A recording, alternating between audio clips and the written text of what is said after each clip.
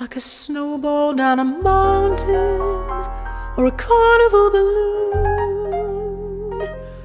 or a carousel that's turning, running. Yeah. It's Yeah. wonderful to meet you. Where exactly on the planet are you located right now? I'm in a city called Milton Keynes, but my husband and we're renovating a house at the moment, and so we're staying here for a couple of months at my mum's. She's got a little cottage just next to her house, so we're there in a little village called Wavendon, Okay. which no one's ever going to have heard of. But back in the day, my parents started this theatre called the Stables Theatre, which was just an old stable block, which has now become a touring theatre, sort of over there behind those walls. Yeah. So so some people may know it because of that, because it's right where next to the Stables Theatre in Wavendon in Milton Keynes, southeast England. We're about 15 miles north of London. Okay, excellent. It almost Yeah. sounds like a town that would be in a rom-com or a really good indie film, you Yeah. know? Right? I think so. Yeah, Wavendon. Strange. Or the posh people here call it Wavendon. Okay, there you go. See, and that could be a subtext. It could be a Yeah, yeah. Christopher Guest thing. I'm in the middle of America. I'm in Kansas City, so it's great to meet you. Thank you for taking a minute out. I appreciate Oh, it. thanks for having me. You Thank bet. you. So let's get into windmills, and I want to know, I know we're getting past this pandemic, but it was such a big deal for artists. There was so Yeah, many things. really was bad. Yeah. Yeah, I mean, it changed logistically and just kind of our trajectory as artists. So, how did that time affect you and become a residual with this album, if it even exists? Well, yeah. I don't. I guess I'm maybe as I speak, the answers will come to me about how it connects with the album. But I know that COVID was extremely hard because I think because I've always worked pretty hard, and I haven't had to necessarily. I've not been teaching at conservatoire, there's music schools or anything. But all my friends that taught at, Trinity or Guildhall or the Royal Academy, or they actually did quite well because they had a sustained income during that time. But for me, I lost like 2 years of work just in a blinking of an eye, bang, gone. So it was really hard. And one thing that I found so hard was, I mean, I've always worked really hard, but I've always practiced for a concert or practiced for a, I'm good at if I've got deadlines, and I work really well. But suddenly there was this sort of sea of nothing. And I found it very hard to be motivated to practice just for myself. It was a huge lesson, actually. And now I've started practicing again just for myself, and work is beginning to sort of pick up again now. But I think Windmills was born of, we had this, Charlie Wood, my husband, has done most of the arrangements for this, and they were mainly for concerts that I've done over the last 5 years. And we thought, well, we've never recorded any of it, and so we went, and then they're all great songs and great arrangements. We thought we really want to, what's the word? A record, actually a literal record of this work. And so that's how the album was born. And, we had great fun doing it, thank God. But it was definitely after COVID had sort of calmed down a bit, because we couldn't all get into a studio together. Yeah. And we actually did try, but it got cancelled because, do you remember Omicron, the second wave came back, and everything got cancelled again. So I think for people to go out there and perform, it's been really tough. Yeah. And we did get grants, actually, in the UK. We got some grants which were really helpful. But I honestly don't know how most artists managed to get through that. It was hard. How did you cope with it? Oh, a lot of movement. I'm a busybody. I do a lot of Yeah. things, and I had young kids or kids that were in late middle school, early high school, so we'd get out and about. Honestly, one of the things that was the saving grace for me, I remember listening on the 13th of March. I remember I always have the jazz going in one of my home devices. And I Yeah, remember just everything kind of went quiet one morning, and I'm like, what am I going to do? Because I have a son that's on the spectrum, and the two things yeah, he loved the best was school and baseball, and all of it was going away. I mean, everything was going away. We didn't know the yeah, extent. And I was like, I really want to dig in and do more interviews. And if I do them, I want my kids to be there. I'm going to weave it into my life. And they yeah, would listen to all these jazz musicians from around the world, and all of their voices were full of strength and integrity and vigor and positivity and all of these things, no matter how bad it was. And it was yeah, really, from a psychological standpoint, it was such a yeah, wondrous thing to do to their brains that were trying to grab onto this world that was just changing like that. yeah, yeah. It's crazy. Yeah. So, Well, certainly a lesson for all of us. yeah. Nothing's certain, but um, yeah, been an interesting time. I mean, well, I mean, gosh, we've all experienced something pretty extreme there. My Yeah. God. But do you remember the first few weeks of it when none of us knew, Yeah. none of us dared go out the door, and oh my God, it was so scary. But I actually did lose a very close friend to COVID, and also my cousin Morris, my mum's nephew. Um, so yeah, I was very closely affected by it. Yeah, it Mm. was a bizarre time. I remember spring break was starting here, and we thought, oh, after a few weeks, maybe a couple more after that, we'll be back. Yeah, Little did we know, and then with all the variants. But I'm yeah. curious, with all of this wonderful work on Windmills, what are you ultimately hoping the listener gets from this album? Oh my God, that's such a difficult question because you do the work and you send it out into the world, and you hope that people just I don't know, have a sense of connection to the music and of quality of music and musicianship, and and a connection to the lyric, and to the stories told within each song.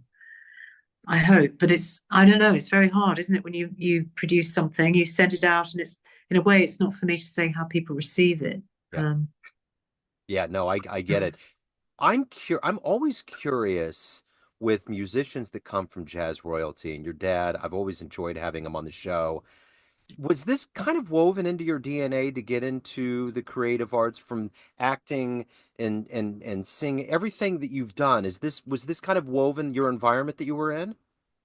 um, I mean, I've always been into acting because I studied as an actress first, and I went to boarding school when I was 8, and although I did grow up with incredible musicians around me my whole childhood, and of course my parents were unbelievable musicians, so I've been around it all my life. I went to boarding school when I was 8, and I discovered acting, and it kind of, in a way, it saved me from boarding school, because then I watched a film about boarding school last night, and it brought back a lot of memories. It's actually quite tough on kids. Yeah.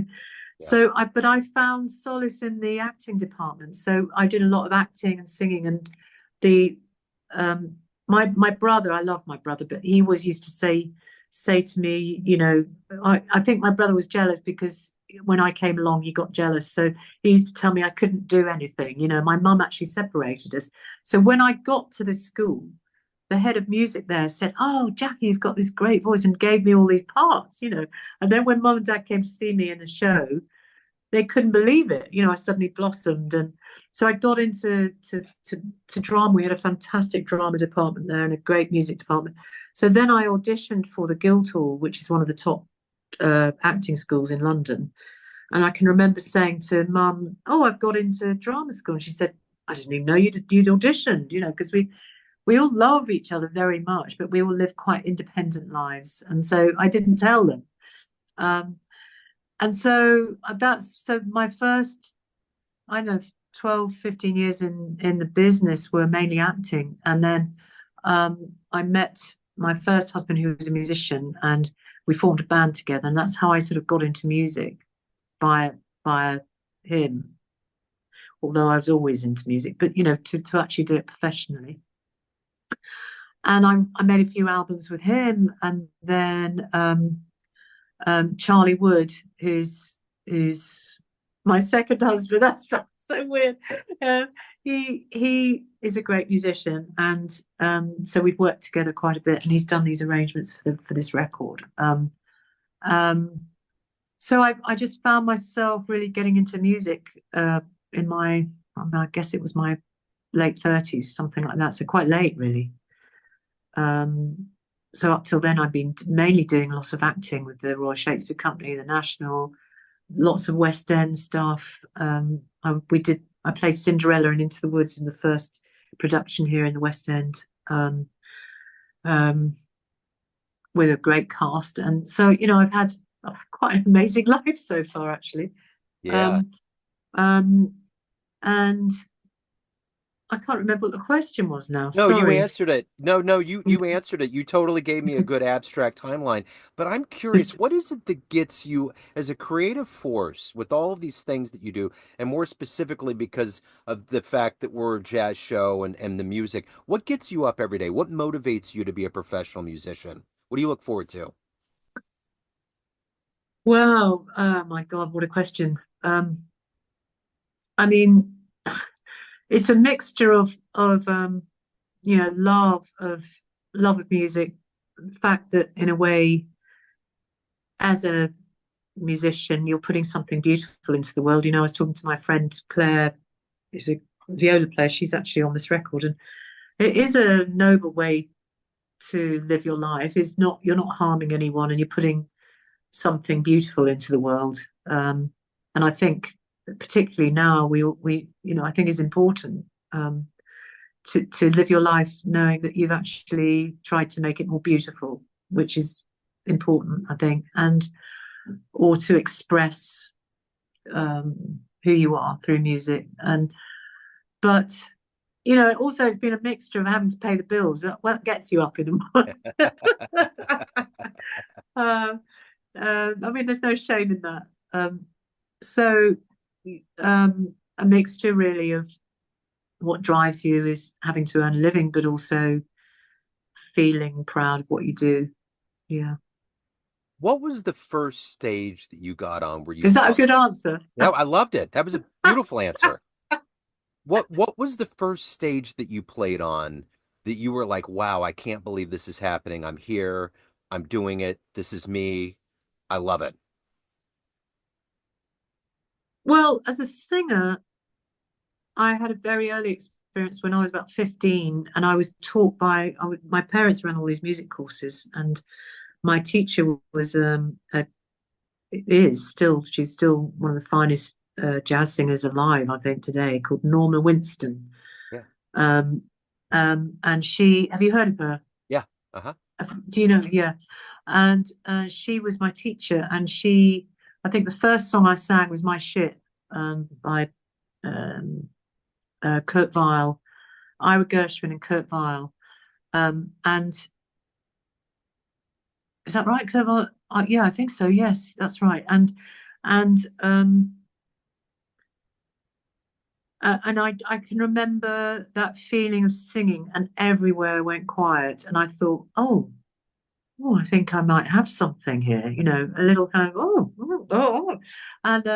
and I just remember feeling good about it, and that was my first singing experience that I know that went really well.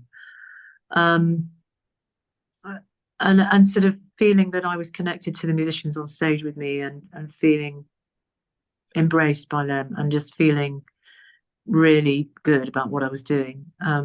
And then as an actor, what did I do that really, oh my God. Well, it's a good question.